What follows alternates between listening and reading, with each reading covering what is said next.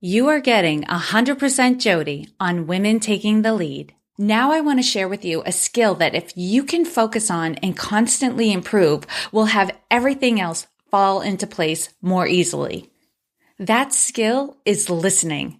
Hello, my name is Jody Flynn and welcome to Women Taking the Lead, where we are all about creating blasts of inspiration to help you overcome self-doubt so you can lead with confidence, integrity, and a sense of humor. Head over to womentakingthelead.com to join the community and get the resources to support you on your leadership journey. Now, your future awaits, so let's get started. Hey ladies, are you having a hard time finding the right gift this Father's Day? Well, I want to tell you about my newest sponsor, FanChest. FanChest is the answer for the sports-loving men in your life. These are sports gift boxes loaded with products from their favorite team in the perfect packaging delivered right to their door. The packages contain licensed apparel and fun surprises that any sports fan will love. There's free shipping and free returns. You cannot beat that offer. Let FanChest do the heavy lifting for you this Father's Day.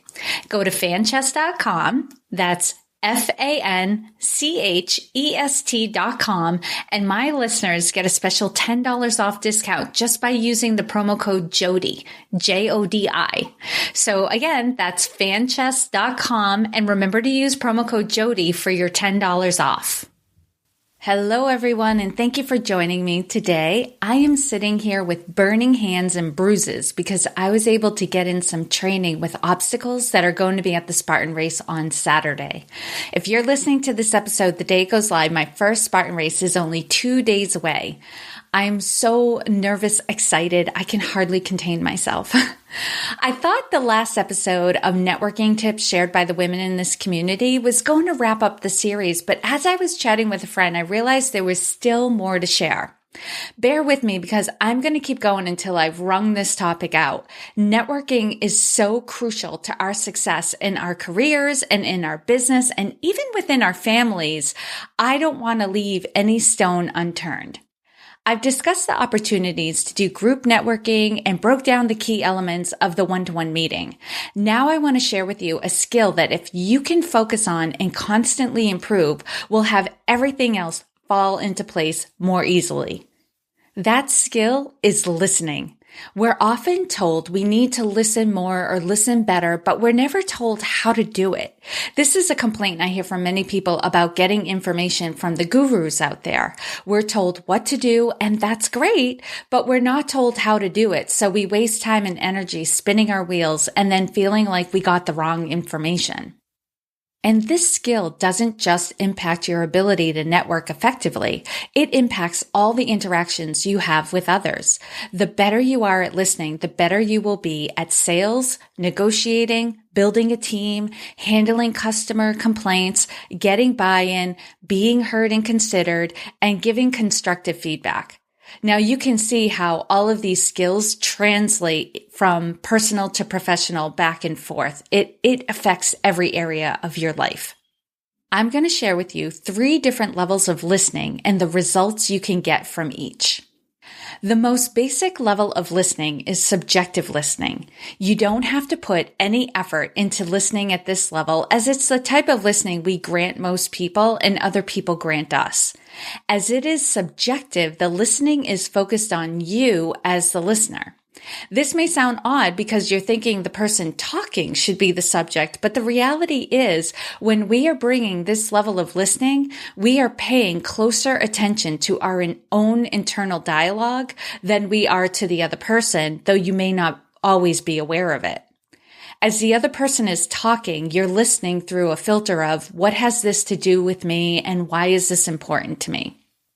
You are listening for commonalities and information you can respond to or use. You know you're bringing this level of listening if when you get bored or irritated by what the other person is saying, you start to check out. Because you have decided that what they are saying is not important to you, you no longer want to be in the conversation. There is nothing wrong with this level of listening per se. It is part of our wiring for survival and making our way in the world to see and hear everything through a filter of, is this important to me? So here's an example of subjective listening. The person you are talking to may say something like, I had the toughest time trying to get myself up a half hour earlier to take my morning walk. And you may respond, yeah, I have a hard time waking up in the morning too. Or, you know what I do? I go to bed a half an hour early at night.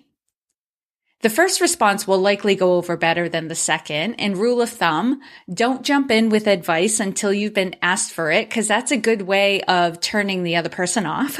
Just saying. And since this is the type of listening we are typically giving and receiving, hardly anyone would think there was a problem with this conversation. We're often trying to find commonalities with people we are first meeting, so a response like "me too" is not uncalled for, but the rewards are so much greater if you can hold off on that for just a little bit. The second level of listening is objective listening. If this is as far as you get, you will still be an effective listener and networker. When you are listening objectively, you are completely focused on the other person you are talking to. Though your mind chatter will still be going on, you don't give it that much attention. Though you will, of course, notice commonalities if there are any, you are not overly concerned with how the information relates personally to you. You are listening to understand what the other person is saying. You may reflect back what they've said to you to make sure you got it right, and you'll ask follow-up questions to get a better understanding of what they are telling you. So an example of objective listening using the previous scenario, the person you're talking to says, I had the toughest time trying to get myself up a half an hour earlier to take my morning walk.